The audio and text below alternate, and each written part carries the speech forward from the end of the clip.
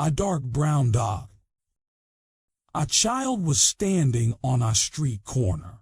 He leaned with one shoulder against a high board fence and swayed the other to and fro, the while kicking carelessly at the gravel. Sunshine beat upon the cobbles, and a lazy summer wind raised yellow dust which trailed in clouds down the avenue. Clattering trucks moved with indistinctness through it. The child stood dreamily gazing. After a time, a little dark brown dog came trotting with an intent air down the sidewalk. A short rope was dragging from his neck. Occasionally he trod upon the end of it and stumbled. He stopped opposite the child, and the two regarded each other. The dog hesitated for a moment, but presently he made some little advances with his tail. The child put out his hand and called him.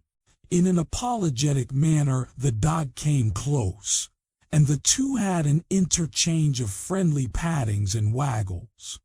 The dog became more enthusiastic with each moment of the interview, until with his gleeful caperings he threatened to overturn the child. Whereupon the child lifted his hand and struck the dog a blow upon the head. This thing seemed to overpower and astonish the little dark brown dog, and wounded him to the heart. He sank down in despair at the child's feet. When the blow was repeated, together with an admonition in childish sentences, he turned over upon his back, and held his paws in a peculiar manner. At the same time with his ears and his eyes he offered a small prayer to the child. He looked so comical on his back, and holding his paws peculiarly, that the child was greatly amused and gave him little taps repeatedly, to keep him so. But the little dark brown dog took this chastisement in the most serious way, and no doubt considered that he had committed some grave crime. For he wriggled contritely and showed his repentance in every way that was in his power.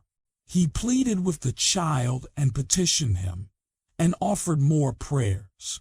At last the child grew weary of this amusement and turned toward home. The dog was praying at the time. He lay on his back and turned his eyes upon the retreating form. Presently he struggled to his feet and started after the child. The latter wandered in a perfunctory way toward his home, stopping at times to investigate various matters. During one of these pauses he discovered the little dark brown dog, who was following him with the air of a footpad. The child beat his pursuer with a small stick he had found. The dog lay down and prayed until the child had finished, and resumed his journey. Then he scrambled erect and took up the pursuit again. On the way to his home the child turned many times and beat the dog, proclaiming with childish gestures that he held him in contempt as an unimportant dog, with no value save for a moment. For being this quality of animal the dog apologized and eloquently expressed regret. But he continued stealthily to follow the child. His manner grew so very guilty that he slunk like an assassin. When the child reached his doorstep, the dog was industriously ambling a few yards in the rear. He became so agitated with shame when he again confronted the child that he forgot the dragging rope.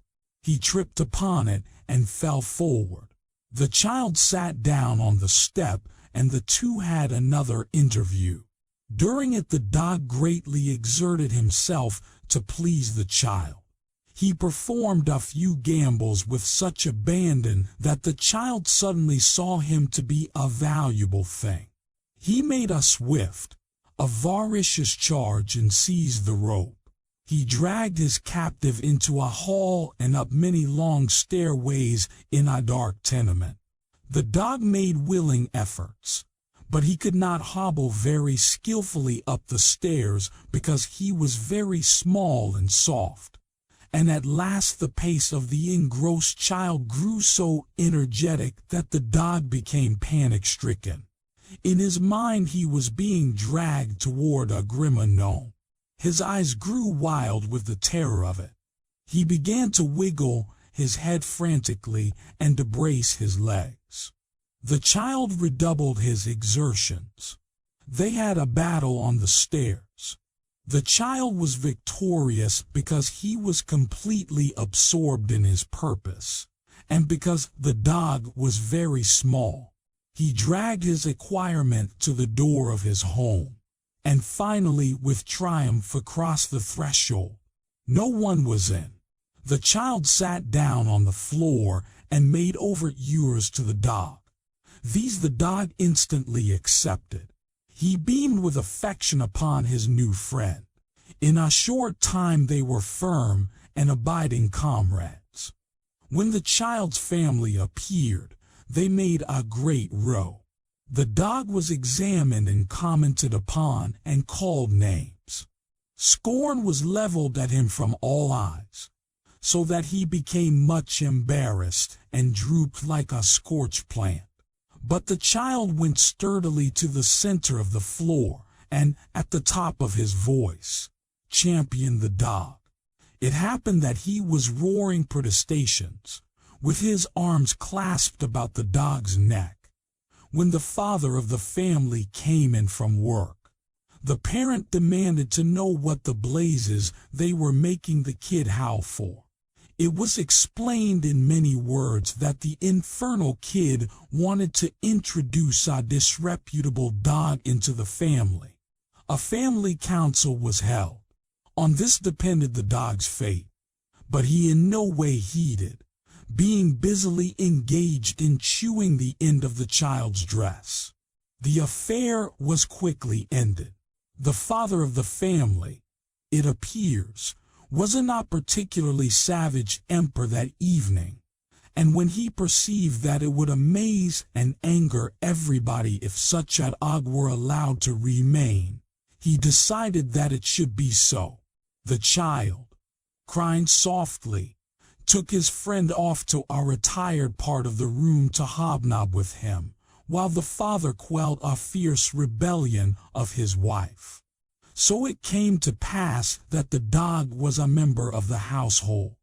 He and the child were associated together at all times save when the child slept. The child became a guardian and a friend.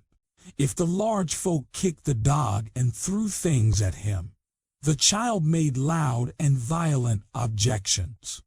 Once when the child had run, protesting loudly, with tears raining down his face and his arms outstretched, to protect his friend, he had been struck in the head with a very large saucepan from the hand of his father, enraged at some seeming lack of courtesy in the dog. Ever after, the family were careful how they threw things at the dog. Moreover, the latter grew very skillful in avoiding missiles and feet. In a small room containing a stove, a table, a bureau, and some chairs, he would display strategic ability of a high order, dodging, feinting, and scuttling about among the furniture. He could force 3 or 4 people armed with brooms, sticks, and handfuls of coal to use all their ingenuity to get in a blow. And even when they did, it was seldom that they could do him a serious injury or leave any imprint.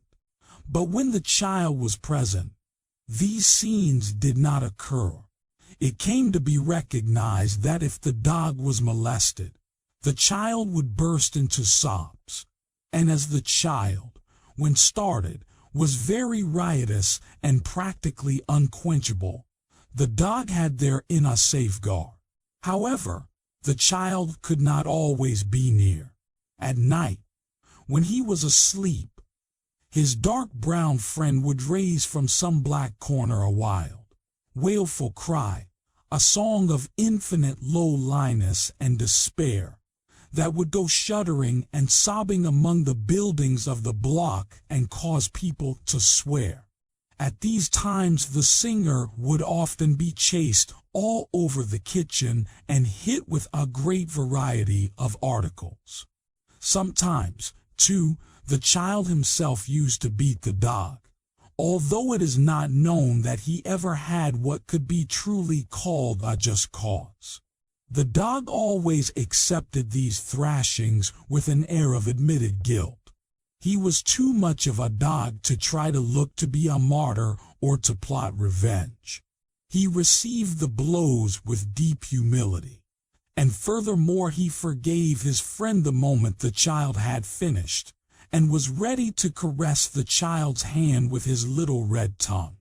When misfortune came upon the child, and his troubles overwhelmed him, he would often crawl under the table and lay his small distressed head on the dog's back.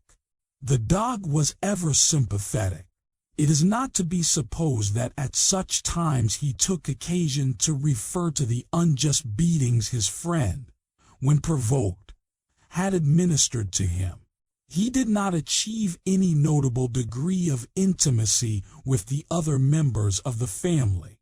He had no confidence in them, and the fear that he would express at their casual approach often exasperated them exceedingly.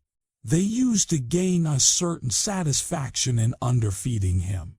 But finally his friend the child grew to watch the matter with some care, and when he forgot it, the dog was often successful in secret for himself. So the dog prospered. He developed a large bark, which came wondrously from such a small rug of a dog. He ceased to howl persistently at night. Sometimes, indeed, in his sleep, he would utter little yells, as from pain, but that occurred, no doubt, when in his dreams he encountered huge flaming dogs who threatened him direfully. His devotion to the child grew until it was a sublime thing. He wagged at his approach. He sank down in despair at his departure. He could detect the sound of the child's step among all the noises of the neighborhood. It was like a calling voice to him. The scene of their companionship was a kingdom governed by this terrible potentate, the child. But neither criticism nor rebellion ever lived for an instant in the heart of the one subject. Down in the mystic, hidden fields of his little dog's soul bloomed flowers of love and fidelity and perfect faith. The child was in the habit of going on many expeditions to observe strange things in the vicinity. On these occasions, his friends usually jogged daintily along behind. Perhaps, though, he went ahead. This necessitated his turning around every quarter minute to make sure the child was coming. He was filled with a large idea of the importance of these journeys.